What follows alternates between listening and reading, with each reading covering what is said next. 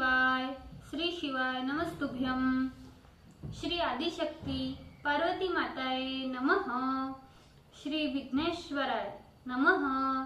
श्री लक्ष्मी नारायणे नमः। श्री सरस्वती ब्रह्माय नमः। श्री सियारामे नमः। श्री रामदास हनुमाने नमः। श्री राधे श्यामे नमः। हे शिवजी, तमारी कृपाथी हूँ आ शिव पुराण वाँची रही छूं अने मारी मम्मी, बेन अने तमाम श्रोता आ शिव पुराण सांभळी रह्या छे। अमे बधा आ शिव पुराणनुं ज्ञान प्राप्त करी शकीए एटली शक्ति प्रदान करजो अने शिव पुराणनुं तेज सही शकीए एटली क्षमता प्रदान करजो। हे विघ्नेश्वर गणपति बापा, तमे शिव पुराणना वंचनमा आवता तमाम विघ्न हरजो। हे कृष्ण मनोहारिणी राधाजी, हे श्याम सुंदर, हे सिया राम जी, हे रामदास हनुमान जी, तमे शिव पुराण सांभळवा जरूर पधारजो अने मारा हृदय में स्थान ग्रहण करजो। ओम नमः शिवाय। श्री शिवाय नमस्तुभ्यम। द्वितीय संहिता।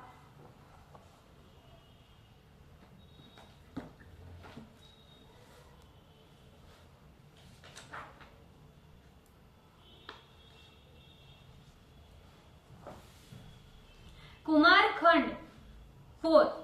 प्रथम अध्याय।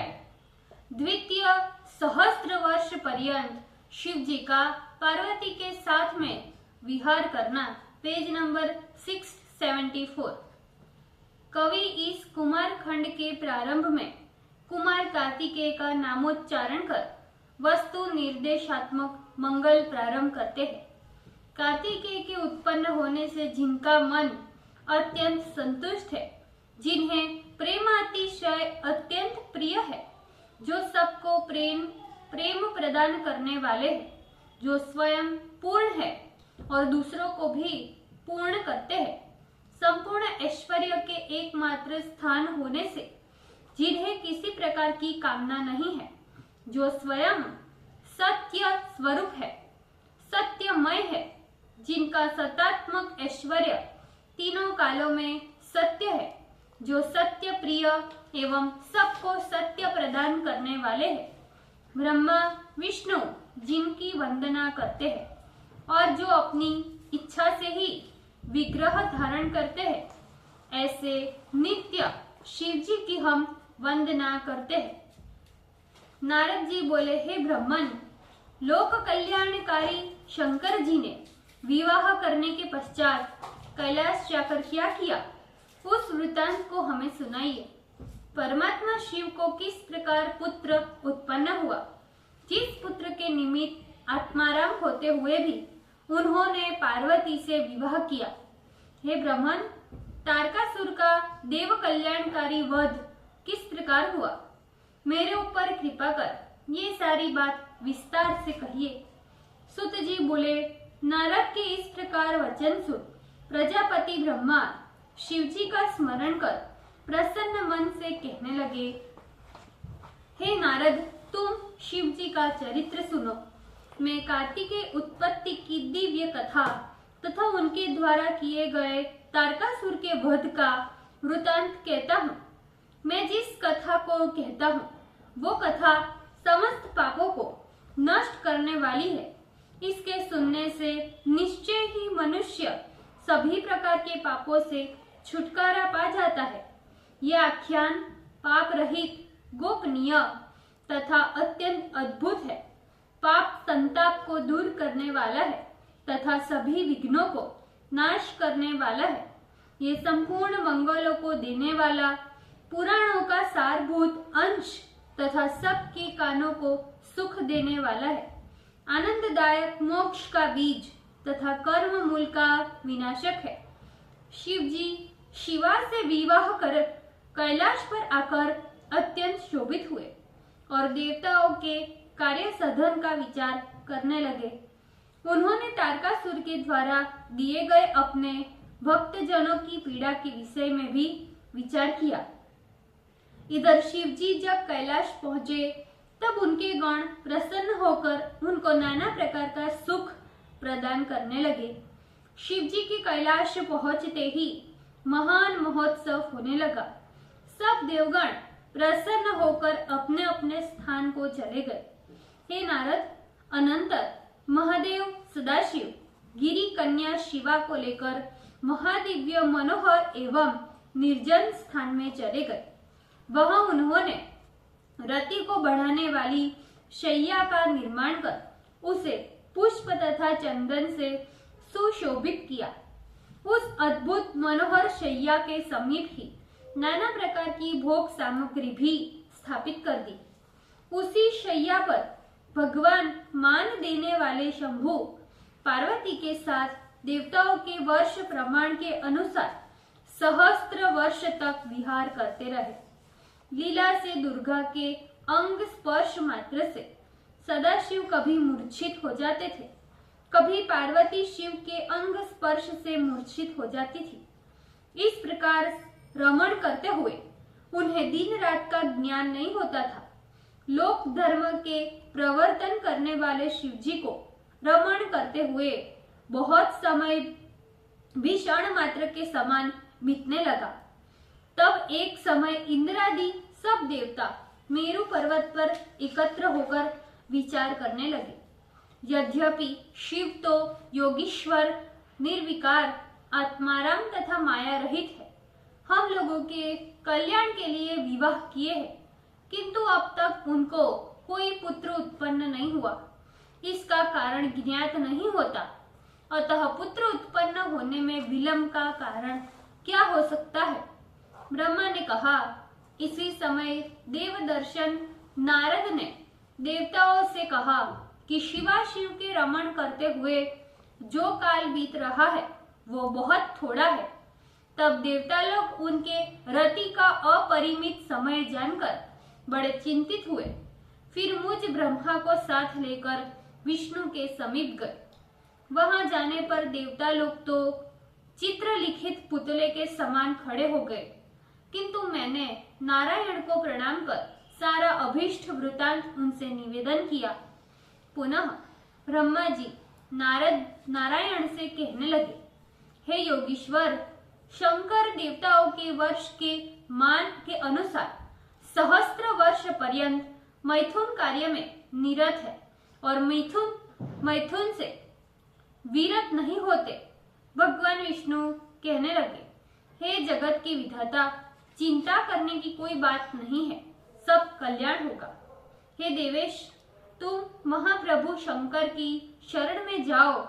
जो मनुष्य शंकर की शरण में जाते हैं, हे प्रजापते, शंकर के उन अनन्य भक्तों को कहीं से कोई भय नहीं होता। हे विधे, उनके श्रृंगार के रस भंग का समय आगे आने वाला है, अभी वो काल उपस्थित नहीं हुआ है। जो कार्य ठीक समय में किए जाते हैं, केवल वही सफल होते हैं। यदि इस समय शंकर को संभोग इष्ट है, तो उस संभोग में विघ्न करने का साहस कौन कर सकता है? सहस्त्र वर्ष पूर्ण होने पर जब वे स्वयं भोग से निवृत्त हो जाएंगे, जो मैथुन में निरत स्त्री पुरुष में भेद उत्पन्न करता है, उसके जन्म जन्मांतर में स्त्री तथा पुरुष से भेद प्राप्त होता रहता है। उस भेद कर्ता पुरुष का ज्ञान नष्ट हो जाता है, उसकी कीर्ति भी नष्ट हो जाती है और वो श्रीहत हो जाता है। अंत में वो पातकी लाख वर्ष तक कालसूत्र नामक नरक में जाता है। महामुनिंद्र दुर्वासा ने रंभा में मैथुनासक्त इंद्र को रति से विरक्त किया, जिससे उनको स्त्री से भेद हुआ। फिर उन्होंने दूसरी स्त्री का पाणी ग्रहण कर उससे देवताओं के दिव्य सहस्त्र वर्ष पर्यंत रमण कर वियोगजन्य दुख को दूर किया। बृहस्पति ने घृताची के साथ मैथुनासक्त काम को मना किया, जिसके परिणाम स्वरूप 6 महीने के भीतर ही चंद्रमा ने उनकी पत्नी का हरण कर उन्हें स्त्री से युक्त कर दिया। पुनः उन्होंने शिव आराधन कर तारा के निमित्त संग्राम कर सहगर्भा तारा को प्राप्त किया, जिससे उनकी विरह व्यथा दूर हो गई। महर्षि गौतम ने मोहिनी के साथ रमण करते हुए चंद्रमा को वियुक्त किया, इस कारण उनका स्त्री से वियोग हुआ। हरिश्चंद्र ने हालिका को वृषली में मैथुनासक्त देख उसे निर्जन वन में निचेष्ट कर छुड़वा दिया। उसका फल सुनो। विश्वामित्र ने उन्हें अत्यंत दुख दिया, जिससे वे स्त्री, पुत्र तथा राज्य से भी भ्रष्ट हो गए।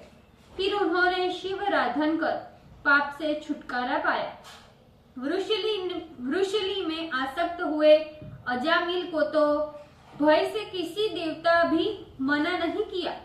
निषेक से सब कुछ साध्य हुआ।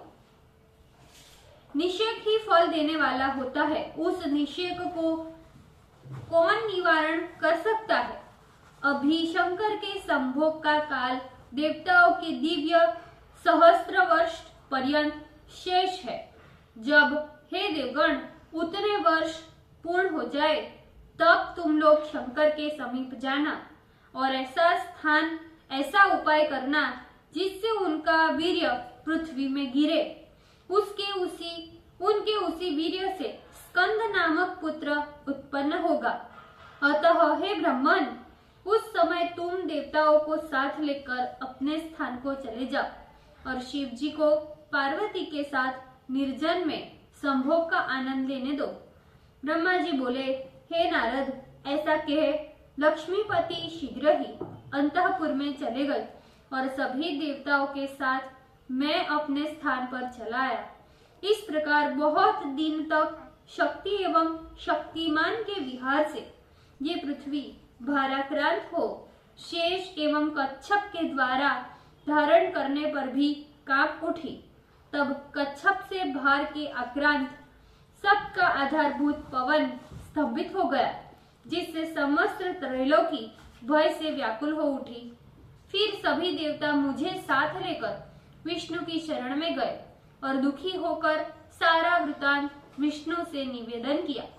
देवगण बोले, हे देवदेव, हे रमानाथ, हे सर्वरक्षक प्रभु, हम लोग भय से व्याकुल हो आपकी शरण में आए हुए हैं, अतः आप हमारी रक्षा करें। पता नहीं किस कारण से जगत के प्राणभूत पवन देव स्तंभित हो गए हैं, जिससे मुनि एवं देवताओं के सहित सारा चराचर त्रैलोक्य व्याकुल हो गया है। ब्रह्मा जी बोले, हे मुनीश्वर, मेरे साथ गए हुए समस्त देवगण ऐसा कहकर दीन तथा मौन हो दुख से विष्णु के आगे खड़े हो गए। इस बात को सुनकर विष्णु सभी देवताओं को साथ ले बड़ी शीघ्रता से शिव के प्रिय कैलाश पर्वत पर गए।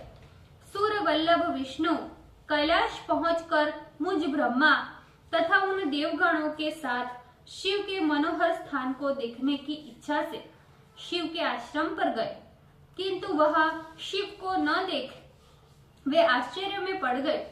फिर उन्होंने वहां पर स्थित निवास करते हुए महेश्वर के गणों से विनय पूर्वक पूछा, हे शंकर के गणों, आप सब बड़े कृपालु हैं।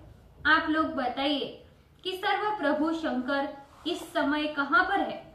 हम लोग दुखी होकर आए हैं, अतः उनके पास जाकर हम लोगों के आने की सूचना दीजिए।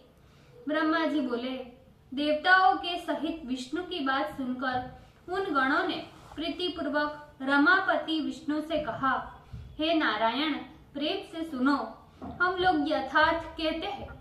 ब्रह्मा एवं अन्य सभी देवगण भी सुने। हम शंकर जी का सारा वृतांत निवेदन करते हैं।